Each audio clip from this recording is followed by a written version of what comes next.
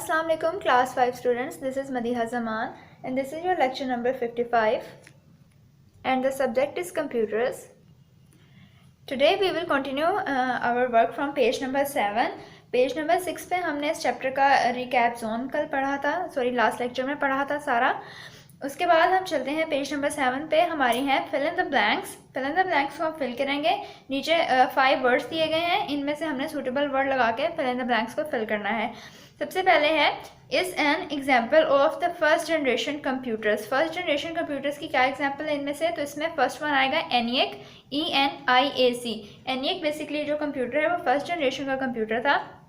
इसके बाद है number 2 word used in the fourth generation of computers. Fourth computer की जो जनरेशन थी उसमें क्या टेक्नोलॉजी यूज़ होती थी? माइक्रो प्रोसेसर्स की टेक्नोलॉजी यूज़ होती थी। तो इधर हम लिखेंगे सेकंड पे micro processors. Number 3 artificial intelligence deals with making computers think and make decisions like humans. Number 3 इसमें प्लेस होगा ह्यूमंस, क्योंकि आर्टिफिशियल इंटेलिजेंस जो है वो ऐसे कंप्यूटर्स उस टेक्नोलॉजी में बनाए जाते हैं जो कि ह्यूमंस की तरह सोच सकें और डिसीजंस ले सकें। नंबर 4 पर हमारे पास है microprocessors are developed by combining thousands of onto a single silicon chip. Thousands of क्या लगाए जाते हैं? इंटीग्रेटेड सर्किट्स, ये जिसको हम IC कहते हैं। इंटीग्रेटेड सर्किट्स थाउजेंड्स ऑफ लगा के बनाए जाते हैं, सिलिकॉन पे लगा के माइक्रो प्रोसेसर बनाए जाते हैं।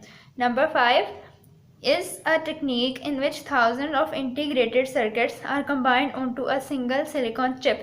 अब जो integrated circuits को single silicon chip पे combine करने की टेक्निक है उसे हम क्या कहते हैं? VLSI।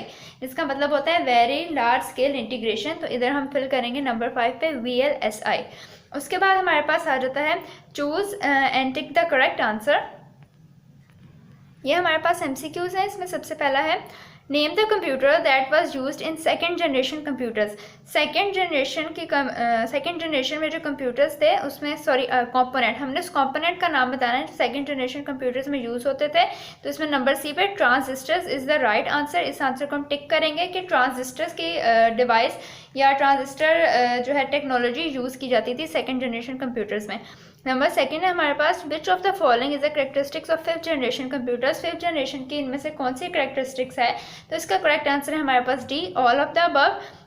A जिसमें बताया गया है कि they will have the power of human intelligence reasoning, they will be able to understand natural language and they will be able to respond to their surroundings using different types of senses। ये तीनों qualities fifth generation में थी, इसलिए इसका answer आएगा all of these.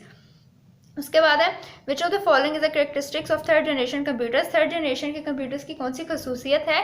तो इसका A answer हमारे पास करेक्ट आंसर है the user communicate with the computers using keyboards and monitors. कि इस जनरेशन में कीबोर्ड्स और मोनीटर्स जो है वो इन्वेंट हो गए थे और यूजर्स इनको इस्तेमाल करते हुए कंप्यूटर से इंटरेक्ट करते थे। नंबर 4 हमारे पास which of the following was used in first generation computers. Computers की फर्स्ट जनरेशन में कौन सी टेक्नोलॉजी यूज़ होती थी? तो C इसका हमारे पास करेक्ट ऑप्शन है वैक्यूम ट्यूब्स। तो हम वैक्यूम ट्यूब्स को यहाँ पर टिक करेंगे। नेक्स्ट पेज पे हमारे पास फिफ्थ स्टेटमेंट है Imtiaz bought an old computer from her friend. His friend informed that it was the first computer to use operating system. Which generation computer did it belong to? मतलब एक person था इम्तियाज़, उसने अपने friend से computer bye किया और उसके friend ने उसे बताया कि ये पहला कंप्यूटर है जिसमें ऑपरेटिंग सिस्टम यूज़ होता है। तो ये कौन सी जनरेशन से बिलोंग करता है? तो ऑपरेटिंग सिस्टम हमने थर्ड जनरेशन में जाके पढ़ा था कि जब थर्ड जनरेशन आई कंप्यूटर्स की तो उसमें ऑपरेटिंग सिस्टम था। तो इसलिए यहाँ पे हमारे पास करेक्ट ऑप्शन है C ऑप्शन। उसके बाद हमारे पास नेक्स्ट क्वेश्चन है C look at the picture and answer the question that follow. Picture को देखते हुए जो इसके नीचे क्वेश्चन दिए गए हैं हमने उनको आंसर करना है। पिक्चर हमारे पास दी गई है जी थर्ड जनरेशन में जो इंटीग्रेटेड सर्किट्स यूज़ होते थे। What device does it show? Picture में कौन सी डिवाइस शो हो रही है? तो इसके आगे हम लिखेंगे integrated circuits, INTEGRATED integrated circuits. B है विच generation of computer was it used in. ये कौन सी जनरेशन के कंप्यूटर्स में यूज़ होता था? तो इसका करेक्ट आंसर है थर्ड जनरेशन। इधर हम लिखेंगे number C right any 2 features of computers of this generation. इस जनरेशन यानी कि थर्ड जनरेशन के कंप्यूटर के कोई से 2 फीचर्स हमने लिखने हैं। तो आपके पेज नंबर 3 पे जो कॉलम दिया हुआ है उसमें जो थर्ड जनरेशन का ब्लॉक है उसमें से आपने पहले 2 फीचर्स हैं वो इसके लिखने हैं। उसके बाद नंबर डी हमारे पास जो है आंसर द फॉलोइंग क्वेश्चंस, ये सारे के सारे क्वेश्चन हमारे नोट्स पे दिए गए हैं जिनको हम 1 बाय 1 याद कर रहे हैं, इनको आपने वहीं से याद करना है। उसके बाद हमारे पास इधर लास्ट क्वेश्चन है स्किल्स के बारे में। कंप्लीट द फॉलोइंग टेबल, हमने टेबल को कंप्लीट करना है। कुछ चीज़ें जो है वो पहले से लिखी गई हैं, कुछ चीज़ें इधर हमने लिखनी है।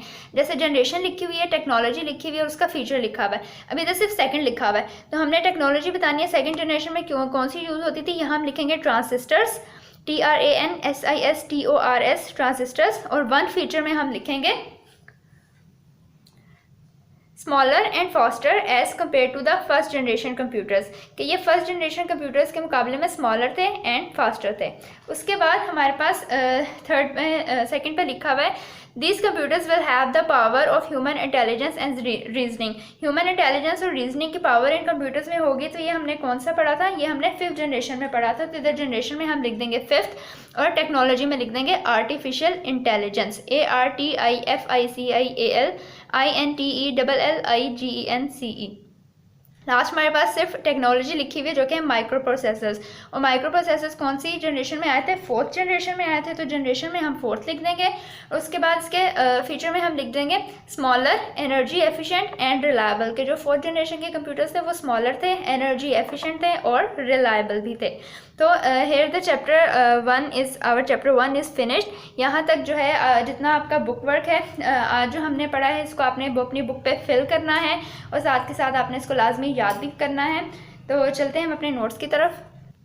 Today the question that we will be learning from notes is the question number 4, how are microprocessors developed, के जो 4th जनरेशन में माइक्रोप्रोसेसर यूज़ होते हैं वो डेवलप किस तरह हुए, यानी कि बने किस तरह। इसका आंसर है microprocessors are developed by combining together. Microprocessors develop किए गए हैं या बनाए गए हैं इकट्ठा कंबाइन करके थाउजेंड्स ऑफ इंटीग्रेटेड सर्किट्स, हज़ारों की तादाद में इंटीग्रेटेड सर्किट्स को to a single silicon chip, silicon की एक मतलब सिंगल चिप के ऊपर, यानी कि एक चिप के ऊपर, using VLSI very large scale integration. Very large scale यानी कि बहुत बड़े पैमाने पे इंटीग्रेशन करना, मतलब उनको इकट्ठा जोड़ना।